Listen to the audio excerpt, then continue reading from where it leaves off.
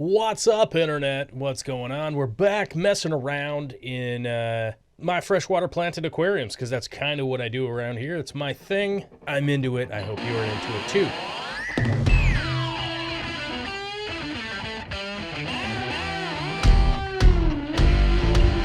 I'd like to give you guys some pointers today on trimming stem plants, specifically Ludwigia arcuata.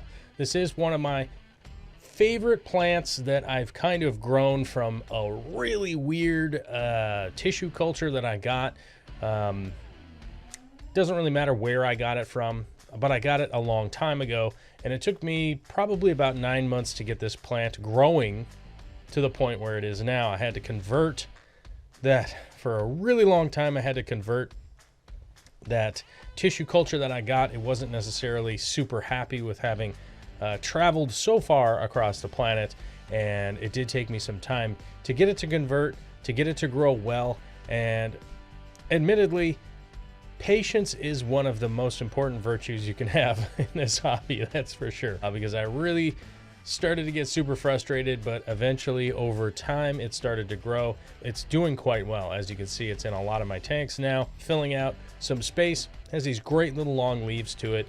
Some really cool coloring. Down by the base, it can be kind of green all the way up to an orangish yellow color throughout the center, and it does get some real awesome red highlights by the end once it starts to grow up pretty long.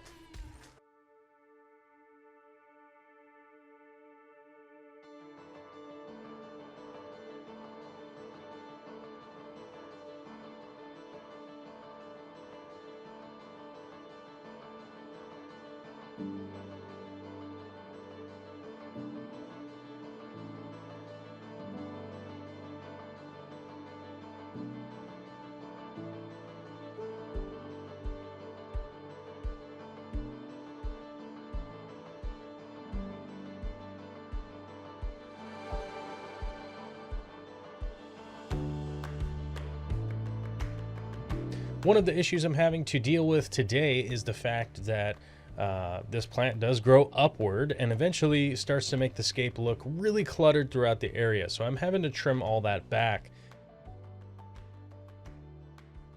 This plant does send out a lot of side shoots, so I do have to take into consideration where it's actually sending off its side shoots, and not trim this plant back too far to have to wait for those side shoots to come back out again. So that's something that I'm definitely having to take into consideration. Now, with trimming this plant back, you will notice that some of them I do have to pull out of the substrate. Now, that's just a matter of the plant is just getting too mature for this area up by the front. You do have to use kind of short little tops, replant them to keep them low, and then stagger them up to getting taller towards the back. That's pretty much the best advice I can give you in order to make this plant look fairly good.